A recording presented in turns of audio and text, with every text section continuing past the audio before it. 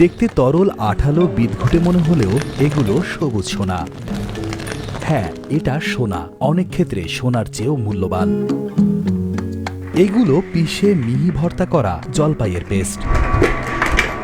মিহি করা এসব পেস্ট দিয়েই তৈরি হয় বিশ্বের অন্যতম দামি সাবান, জলপাইয়ের সাবান বা অলিভ সোপ। পুরোপুরি হাতে তৈরি এই সাবানের প্রতিটির দাম 500 থেকে 1000 টাকা পর্যন্ত হয়ে থাকে। অলিভ অয়েলের কথা সবাই জানলেও সেই অলিভ অয়েল দিয়ে যে সাবানও তৈরি হয় তা হয়তো অনেকেই জানেন না। তুরস্ক, ফিলিস্তিন, লিবিয়া, মিশর সহ মধ্যপ্রাচ্যের প্রতিটি দেশেই বেশ জনপ্রিয় এই জলপাইয়ের সাবান, যা ইউরোপেও অনেক প্রসিদ্ধ। মধ্যপ্রাচ্যের অনেক প্রবাসীরা দেশে ফেরার সময় প্রিয়জনদের জন্য উপহার হিসেবে এই জলপাইয়ের সাবান বা অলিভ সোপ নিয়ে আসেন। অলিভ সোপের ইতিহাস হাজার বছরের পুরনো। আধুনিক সময়ে এসেও এর কারিগরেরা এখনও ধরে রেখেছেন প্রাচীন ঐতিহ্য। সাবান তৈরির প্রথম ধাপ হিসেবে বাগান থেকে সংগ্রহ করা হয় উৎকৃষ্ট মানের পাকা অলিভ ফল।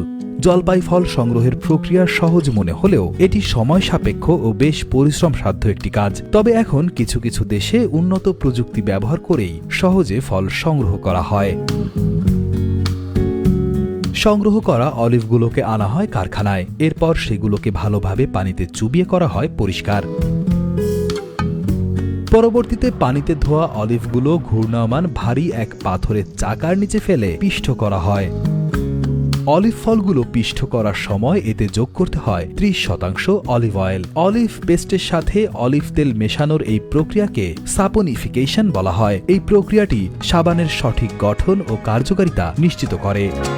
অলিভ পেস্টের সাথে অলিভ তেল ভালোভাবে মেশানো হলে প্রাকৃতিকভাবে নিয়ন্ত্রিত বিশাল এক ঘরের মেঝেতে তা ঢালা হয় শুকানোর জন্য। মেঝেতে ঢালা অলিভ পেস্ট বিশেষ কাঠের টুকরোর সাহায্যে হাত দিয়ে টেনে টেনে পুরো মেঝে জুড়ে সমান্তরালভাবে ছড়িয়ে দেওয়া হয়। এরপর নির্দিষ্ট তাপমাত্রায় তা ফেলে রাখা হয় 4 থেকে 6 সপ্তাহ। দীর্ঘ এই সময়ে অলিভ পেস্ট শুকিয়ে সাবানে পরিণত হয়।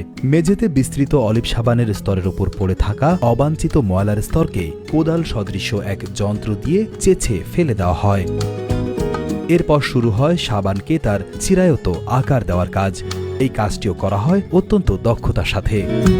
প্রথমেই বিশাল লম্বা নাইলনের সুতাকে লাল রঙে চুবিয়ে নেওয়া হয় সাবানের স্তরের উপর নির্দিষ্ট মাপের দাগ টেনে দেওয়ার জন্য। দাগ টানা হয়ে গেলে এবার প্রস্তুতকারক প্রতিষ্ঠানের সিলমোহর বসানোর কাজ করা হয় হাতুড়ি দিয়ে পিটিয়ে পিটিয়ে। এবার সম্পূর্ণ স্তরটিকে কেটে কেটে টুকরো টুকরো করার পালা। এই কাজে যেমন দক্ষতার প্রয়োজন তেমনি প্রয়োজন পেশি শক্তিরও। 5টি ধারালো ফলাযুক্ত বিশেষভাবে তৈরি হাতে টানা যন্ত্র দিয়ে কেটে টুকরো করা হয় এক একটি সাবানকে। টুকরো করা সাবানের খণ্ডগুলো একত্রে করে ইটের দেওয়ালের আকারে উঁচু করে সাজিয়ে রাখা হয় বেশ কয়েকদিন। সবশেষে সাবানের খণ্ডগুলোকে গ্রাহকের কাছে পৌঁছে দিতে সুদৃশ্য মোড়কে জড়িয়ে দেওয়া হয়। অলিভ বা জলপাই মূলত ভূমধ্যসাগরীয় অঞ্চলের ফল হলেও সম্প্রতি বাণিজ্যিকভাবে বাংলাদেশের কিছু অঞ্চলে এর চাষাবাদ শুরু হয়েছে। পুরোপুরি হাতে তৈরি এই জলপাইয়ের সাবানের উপকারিতা অনেক। এটি ত্বককে নরম করে, রুক্ষতা কমায় এবং ত্বকের র্যাশ প্রতিরোধ করে। জলপাই তেল ত্বককে ময়েশ্চারাইজ করে এবং প্রাকৃতিক ময়েশ্চারাইজার হিসেবে কাজ করে। জলপাইয়ের ব্যবহার প্রাচীনকাল থেকে হয়েছে এবং এটি আজও বেশ জনপ্রিয়।